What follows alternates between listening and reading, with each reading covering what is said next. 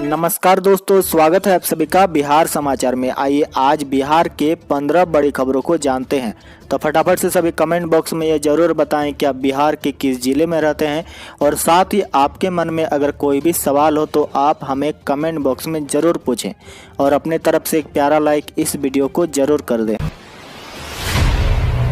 आज की सबसे पहली खबर, अगले 48 घंटों में तेजी से बढ़ेगी ठंड, बाइक से निकलने वालों और बुजुर्गों को रखना होगा ज्यादा ध्यान। जी हां, राज्य में मौसम का मिजाज बदल रहा है। आने वाले 48 घंटों में तापमान 2 से 3 डिग्री गिरने का अनुमान है। मौसम विभाग का कहना है कि दिसंबर माह के पहले सप्ताह में ठंड और बढ़ जाएगी। बदलते मौसम में बच्चों और बुजुर्गों को विशेष ध्यान रखना होगा। ऐसे मौसम में सुबह और शाम के समय काफी सावधानी बरतनी होगी। बाइक चलाते समय भी कपड़ों पर भी विशेष ध्यान देना होगा। ठंड और गर्म के कारण बच्चों में निमोनिया, बुजुर्गों में सांस लेने की तकलीफ और हृदय में समस्या हो सकती है।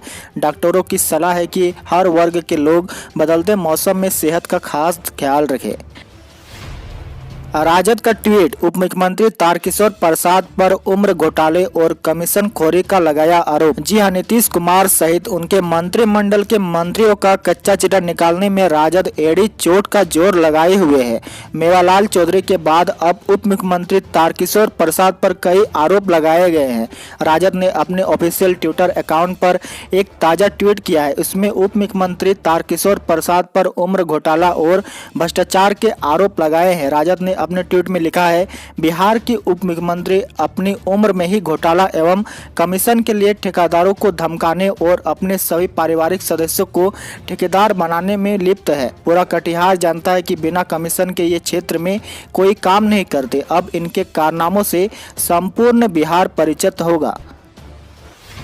बड़ी खबर, एनसीबी ने कॉमेडियन भारती सिंह को किया गिरफ्तार। छापेमारी में घर से मिला था गांजा। जी हां, नारकोटिक्स कंट्रोल ब्यूरो ने शनिवार को कॉमेडियन भारती सिंह को लंबी पूछताछ के बाद गिरफ्तार कर लिया। जांच एजेंसी ने शनिवार सुबह भारती और उनके पति हर्ष के घर और दफ्तर पर ड्रग्स मामले में छापेमारी की थी, जिसके बाद दोनों को एनसीबी दफ्तर पूछताछ के लिए बुलाया था। एनसीबी ने भारती सिंह के घर से गांजा भी बरामद किया था। जाँच एजेंसी के एक अधिकारी ने छापेमारी के बाद बताया कि यह तलाशी बॉलीवुड जगत में ड्रग्स के कथित उपयोग की एनसीबी द्वारा की जा रही जांच के तहत ली गई है। कॉमेडियन भारती की गिरफ्तारी की पुष्टि एनसीबी ने एक बयान जारी करके की है।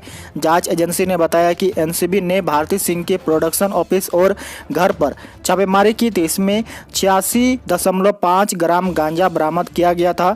भारती और उनके पति हर्ष दोनों ने गांजा के सेवन की बात स्वीकार की है। भारती सिंह को गिरफ्तार कर लिया गया है और हर्ष से पूछताछ जारी है। सीबीएसई ने जारी की 12 प्रैक्टिकल परीक्षा की डेट, जाने क्या होंगे नियम। केंद्रीय माध्यमिक शिक्षा बोर्ड ने शनिवार को 12वीं कक्षा के प्रैक्टिकल परीक्षा की तिथि जारी कर दी है। सीबीएसई 12वीं के प्रैक्टिकल एग्जाम 1 जनवरी से 8 फरवरी तक होंगे।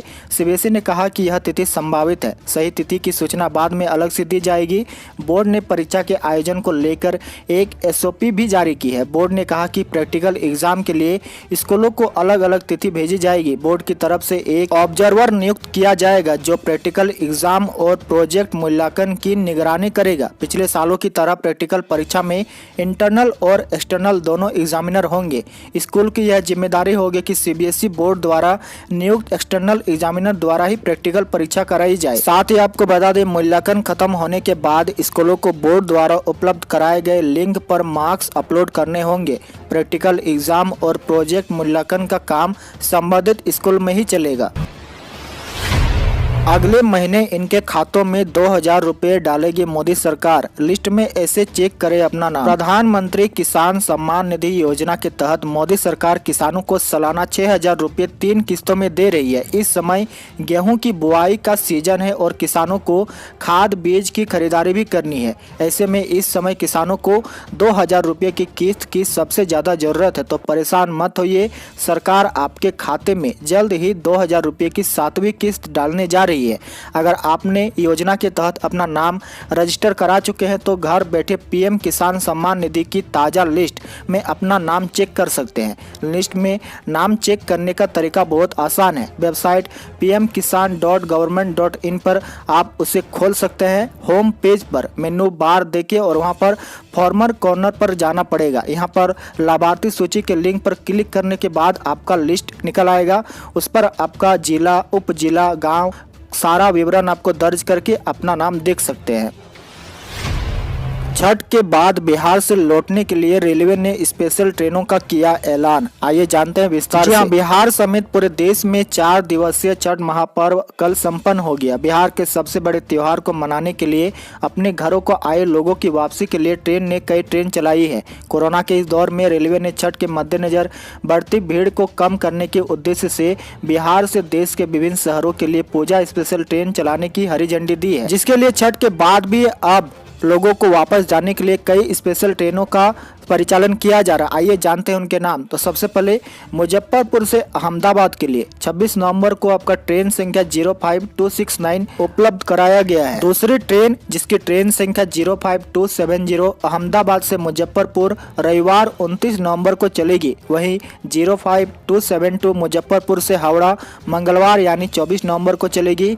05271 हावड़ा से मुजफ्फरपुर 25 नवंबर को चलेगी। 05547 जयनगर से लोकमान्य तिलक टर्मिनल सोमवार यानी 23 नवंबर से 30 नवंबर तक चलेगी। वहीं 05548 लोकमान्य तिलक टर्मिनल से जयनगर के लिए 26 नवंबर से 3 दिसंबर तक चलेगी। तेजस्वी का नीतीश सरकार पर हमला, 19 लाख नौकरी समान काम समान वेतन के मुद्दे पर घेरा। जी हां, राष्ट्रीय जनता दल के नेता तेजस्वी यादव ने शनिवार को ट्वीट करके नीतीश सरकार पर बड़ा हमला बोला है। राजद नेता ने अपने ट्वीट में सवाल करते हुए लिखा, माननीय मुख्यमंत्री नीतीश जी, 19 लाख नौकरी, शिक्षकों के लिए समान काम समान वेतन, कृषि ऋण माफी, बिजली दर कम करना, पुरानी पेंशन लागू करना, संविदा कर्मी, शिक्षा पर बजट का 22% खर्च करने, उद्योग लगाने, सुपर स्पेशलिटी अस्पताल बनाने जैसे जन सरकारी मुद्दों पर विमर्श क्यों नहीं करते हैं। अगली बड़ी खबर, पटना के पीएमसीएच अस्पताल में करोड़ों का दवा घोटाला, 3 डॉक्टरों समेत 5 की संपत्ति जब्त होने के बाद अब ये निशाने पर। पीएमसीएच में 2008 से 2010 के बीच दवा, रसायन, औजार, उपकरण समेत अन्य सामान की खरीद में बड़े स्तर पर घोटाला हुआ था। इस मामले में ईडी ने 6 नवंबर को 3 डॉक्टर और 2 सप्लायर की करीब 3.25 करोड़ की अवैध संपत्ति को जब्त किया था।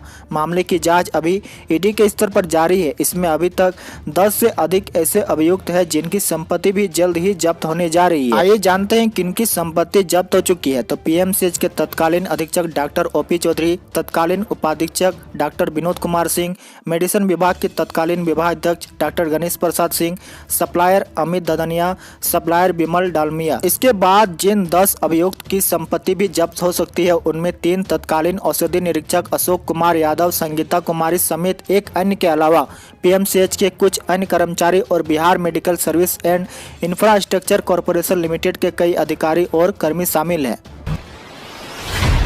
बात करते हैं राज्य में कोरोना अपडेट को लेकर। तो बिहार में कोरोना संक्रमण की रफ्तार अब धीमी हो गई। जी हां, राज्य में पिछले 24 घंटों में 278 लोग कोरोना पॉजिटिव मिले हैं। इसके साथ ही राज्य में कोरोना संक्रमित की संख्या बढ़कर 2,30,247 तक पहुंच गई है। बिहार में फिलहाल 5,881 कोरोना के एक्टिव मरीज हैं। दूसरी ओर राजधानी पटना में कोरोना का कहर थमने का नाम नहीं ले रहा। राजधानी पटना में एक बार फिर से सबसे ज्यादा 109 नए मामले सामने आए हैं। साथ ही आपको बता दें, राज्य में पिछले 24 घंटों के भीतर 3 लोगों की कोरोना से जान चली गई है। इसके साथ ही राज्य में कोरोना से मरने वालों का कुल आंकड़ा 1212 तक पहुंच गया है। बिहार के लोगों के लिए खुशी की बात यह है कि महज 24 घंटों के भीतर 661 कोरोना मरीज स्वस्थ हुए हैं।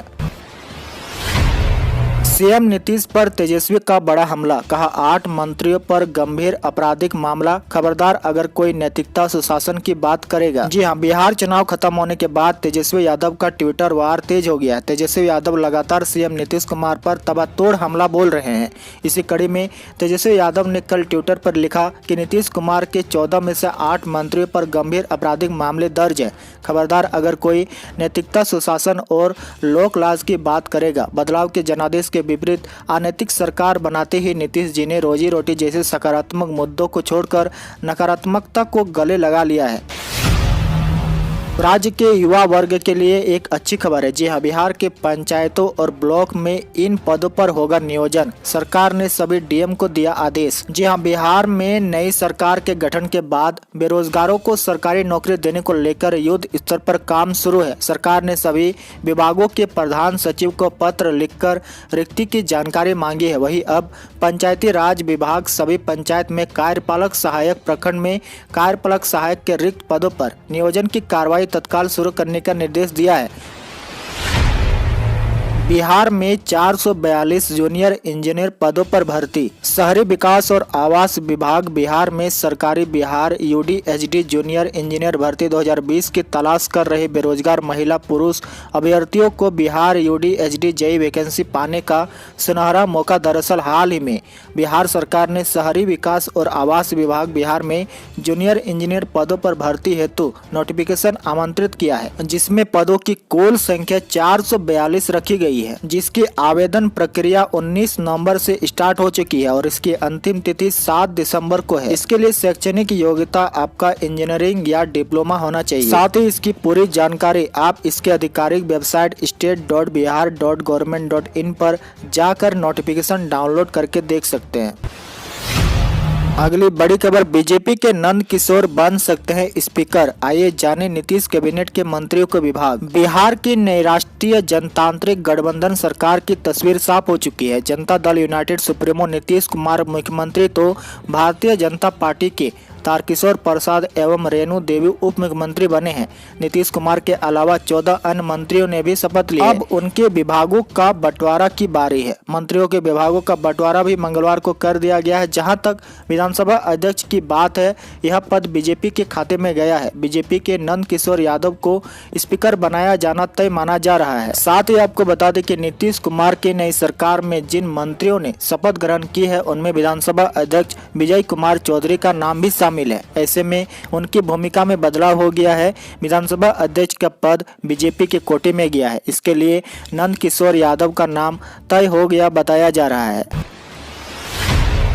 केंद्रीय मंत्री गिरिराज की मांग, बिहार में लव जिहाद को लेकर नया कानून बने। जदयू बोला, प्रदेश में सद्भाव। गिरिराज के बयान को गंभीरता से नहीं लेते। केंद्रीय मंत्री गिरिराज सिंह ने एक बार फिर से बिहार की राजनीति में लव जिहाद का मुद्दा उठाया है। उन्होंने बिहार सरकार से अपील की है कि लव जिहाद को लेकर कानून बनाया जाए। उन्होंने साफ तौर पर कहा है कि लव जिहाद और जनसंख्या नियंत्रण जैसे मुद्दों को सांप्रदायिकता से कोई सरोकर नहीं है, बल्कि यह तो सामाजिक समरसता का विषय है। बिहार सरकार को इसे गंभीरता से लेना चाहिए। उन्होंने कहा कि लव जिहाद पर कानून के जरिए समाज में सद्भाव बनेगा। हालांकि जदयू ने इस पर प्रतिक्रिया देते हुए कहा कि बिहार में सद्भाव का माहौल है। गिरिराज सिंह के इस बयान पर जदयू के प्रदेश अध्यक्ष वरिष्ठ नारायण सिंह ने कहा कि हम उनके बयान को गंभीरता से नहीं लेते हैं। हालांकि जदयू नेता ने सीधे तौर पर गिरिराज सिंह का नाम नहीं लिया, लेकिन इशारों में ही अपनी बातों कह दी।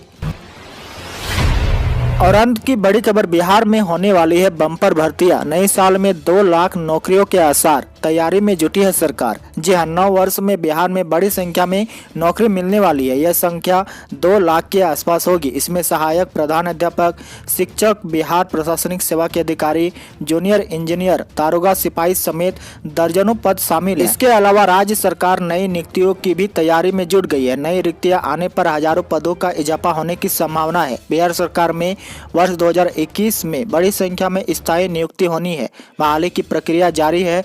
कुछ ही महीनों में इसके पूरा होने की संभावना है। शिक्षा विभाग में 4600 से ज्यादा सहायक प्रधान अध्यापक और स्वास्थ्य विभाग में 3270 आयुष चिकित्सक के अलावा 1600 से अधिक इंटर स्तरीय पद, 1050 कनीय अभियंता, 271 न्यायिक सेवा के पदाधिकारी और बिहार लोक सेवा आयोग द्वारा लिए जाने वाले संयुक्त प्रवेश प्रतियोगिता परीक्षा के आधार पर मिलने वाली सैकड़ों नौकरियां शामिल है। इंजीनियरिंग और पॉलिटेक्निक कॉलेज में करीब 3000 शिक्षक के पद भी है। तो इसी के साथ ही आज के समाचार में इतना ही। डेली बिहार की बड़ी खबरों को जानने के लिए आप बिहारी मीडिया को जरूर सब्सक्राइब